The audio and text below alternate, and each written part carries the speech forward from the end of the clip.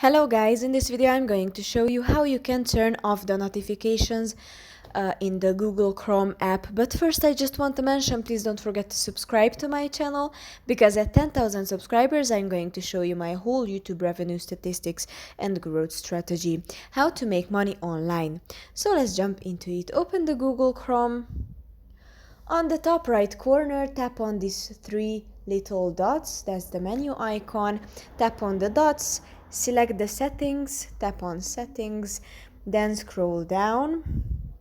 And here you can see in the middle notifications. Tap on the notifications and it opens to your device's settings. You can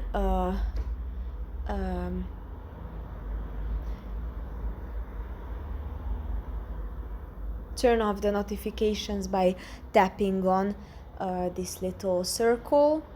Now it's turned off, but you can turn off just browser notifications or downloads notifications or playing media.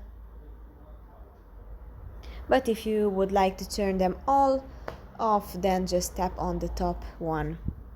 So that's pretty much for this video. I hope it was helpful for you. If it was, please consider subscribing and see you in the next one.